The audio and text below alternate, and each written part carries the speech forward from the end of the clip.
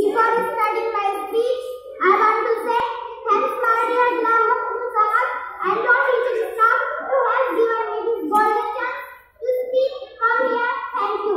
First of all, most welcome to the honorable chief guest of the day and wish you all very happy Republic Day. My dear, as we know very well that we have gathered here to celebrate 71 years Republic Day of our nation. So today is very special day for all of us. We celebrate Republic Day on 26th January as the Indian Constitution came into force at this day. In 1950, this whole country celebrated remembering our great freedom fighters who sacrificed their life. My dear, it has been declared as the national holiday by Government of India. As about each and every number of Indians who were fighting for independence of India.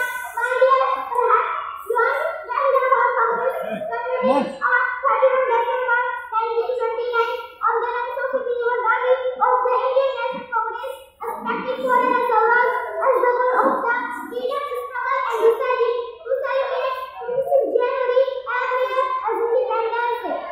My dear, at that time, Gandhiji posted the national flag of India in Lahore and as the symbol of India to celebrate Independence Day on 26th January every year. But whatever the flag on 15 August 1957 became our Independence Day on 26th January to stand for Republic Day.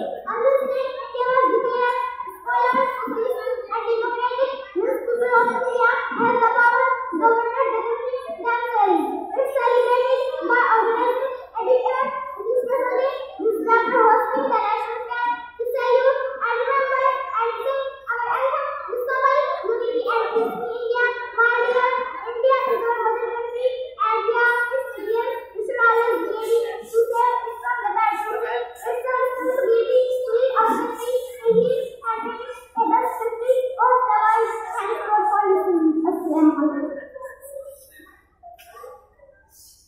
माशाअल्लाह अभी अंग्रेजी ज़बान में तकरीर सुन रहे थे।